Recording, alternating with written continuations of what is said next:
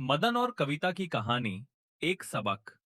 मदन एक मेहनती ऑटो चालक था जो रोज अपने छोटे से ऑटो से घर का खर्च चलाता था। उसकी पत्नी कविता पढ़ाई में बहुत तेज थी। शादी के कुछ साल बाद उसने मदन से कहा कि वो पुलिस की नौकरी करना चाहती है। मदन ने गरीबी के बावजूद अपनी पत्नी को पढ़ाया, किताबें दिलाईं और दिन रात मेहनत कर उसे उस मुकाम तक पहुंचाया जहां वो इंस्पेक्टर बन सकी। एक दिन मदन ऑटो लेकर जा रहा था कि अचानक ट्रैफिक पुलिस ने उसे रोक लिया।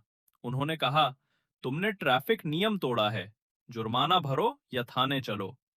मूवदन ने हैरानी से पूछा, मैंने कौन सा नियम तोड़ा है? पुलिस वालों ने रुखाई से कहा, बहस मत करो, थाने चलो। मदन को ये सुनकर एक उम्मीद जगी, क्योंकि उसकी पत्नी कविता उसी थाने में इंस्पेक्टर थी।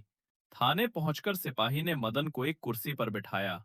उसी वक्त कविता अपने कमरे में फोन पर किसी को सख्त लहजे में कह रही थी, मेरे नाम का गलत फायदा मत उठाना, मैंने मेहनत से ये पद पाया है। जब वो बाहर आई और अपने पति को देखा तो कुछ पल के लिए ठिठक गई, लेकिन अगले ही पल अपने प्रोफेशनल अंदाज में बोली, अगर जुर्माना नहीं दे सकते तो ऑटो जब्त कर लो। मदन को अपने कानों पर विश्वास नहीं हुआ। जिस ऑटो से उसने अपनी पत्नी को पढ़ाया था, वही ऑटो आज उसकी रोजी रोटी छीन रहा था। कविता ने कहा, इसे यहां से निकालो और ऑटो जब्त करो, अगर चाहिए तो कोर्ट से छुड़वाएगा। मदन की आंखों में आंसू थे। वो बिना कुछ बोले घर लौट आया। उसने अपनी बूढ़ी माँ को पूरी बात बताई। माँ ने दुखी होकर कहा, बेटा, यही वही कविता है जिसे हमने मुश्किलों से पढ़ाया था। आज वो हमें पहचानने से भी इनकार कर रही है। दिन बीतते गए। कविता अपने सरकारी क्वार्टर में रहती, काम में डूबी रहती और अपने 6 साल के बेटे से भी दूर होती। बच्चा ज्यादातर अपनी दादी के साथ रहता था। एक दिन कविता गुस्से में मदन के घर पहुंची। उसने देखा, मदन माँ के बालों में तेल लगा रहा था और बेटा पास में खेल रहा था। कविता ने कहा, तुम्हें ऑटो छुड़ाने की भी फुर्सत नहीं? मदन ने शांत स्वर में कहा, अगर तुम्हें इतनी चिंता थी तो उसी दिन थाने में रोक देती, लेकिन शायद तुम्हें लगा कि मैं तुम्हारी वर्दी का फायदा उठाना चाहता हूं। कविता ने तिलमिलाकर कहा, तुम गवार लोग क्या जानो ड्यूटी क्या होती है। ये कहते हुए उसने गुस्से में बेटे का हाथ पकड़ा और बोली, मैं इसे अपने साथ ले जा रही हूं। बेटा रोता हुआ बोला, मुझे मम्मी के पास नहीं जाना, मैं पापा और दादी के साथ रहूंगा। लेकिन कविता ने जबरदस्ती बच्चे को खींचकर अपने साथ ले गई। कुछ महीने बीत गए।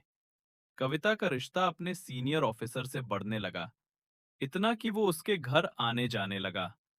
एक दिन जब कविता की नौकरानी बच्चे को बाजार ले गई तो वहीं दादी से मुलाकात हुई। बच्चे ने दादी को देखते ही गले लगा लिया और कहा, दादी, मैं मम्मी के पास नहीं रहना चाहता। वो अंकल रोज घर आते हैं और मुझे डांटते हैं। उन्होंने ये बात मदन को बताई। मदन ने तय किया कि वो खुद सच्चाई देखेगा। एक दिन वो माँ के साथ कविता के घर पहुंचा। दरवाजा खुला। अंदर जाकर मदन ने देखा कि एक नौजवान आदमी बेड पर लेटा हुआ था और उनका बेटा पास में सोया था। मदन का खून खौल उठा। उसने कविता को जोरदार थप्पड़ मारा। कविता ने पलटकर कहा, यही है मेरा गवार पति। मदन ने बेटे को गोद में उठाया और बोला, तो ये है तुम्हारी सच्चाई। कविता ने तलाक के कागज सामने रख दिए और कहा, साइन कर दो। मदन ने बिना कुछ कहे साइन कर दिए और बेटा लेकर चला गया। कुछ महीने बाद मदन और उसकी मां को पुराने संदूक में एक जमीन के कागज मिले। वो जमीन करोड़ों की थी और अपनी अधूरी पढ़ाई पूरी करने का फैसला किया। धीरे धीरे मां ने घर में पापड़ और अचार का बिजनेस शुरू किया। मेहनत रंग लाई और मदन ने परीक्षा पास कर एसपी बन गया। अब वही लोग उसे ऑटो वाला एसपी कहकर सम्मान देने लगे। कविता की जिंदगी अब बर्बाद हो चुकी थी। उसका सीनियर वही आदमी था जिसने रिश्वत लेते हुए उसका वीडियो बना लिया था। अब वो उसी वीडियो से कविता को ब्लैकमेल कर रहा था। कविता कमजोर, थकी और उदास रहने लगी। एक दिन ऑफिस पार्टी में बेहोश होकर गिर पड़ी। अस्पताल में जब आंख खुली तो सामने मदन खड़ा था, वही व्यक्ति जिसे उसने कभी गवार कहा था। मदन ने कोई बात नहीं की, बस डॉक्टर से कहा, इनका ध्यान रखिए, ये पहले मेरी पत्नी थी। कुछ दिन बाद कविता अपनी सास से बाजार में मिली। उसने गिड़गिड़ाते हुए कहा, माँ जी, मुझसे बहुत गलती हुई, मुझे माफ कर दीजिए। लेकिन सास ने ठंडे स्वर में कहा, बेटी, जो बीज बोया था वही फल मिल रहा है। कविता का वीडियो वायरल हो गया, नौकरी चली गई और वो पूरी तरह अकेली पड़ गई। अंत में वो मदन के दरवाजे पर आई, फटे कपड़ों में, रोते हुए बोली, मदन, मुझे माफ कर दो, मैं बहुत पछता रही हूँ। जिंदगी ने तुम्हें वही सिखाया जो तुमने हमें सिखाया था, कि घमंड जब सिर पर चढ़ता है तो इंसानियत पैरों तले कुचल जाती है। ये कहकर उसने दरवाजा बंद कर लिया।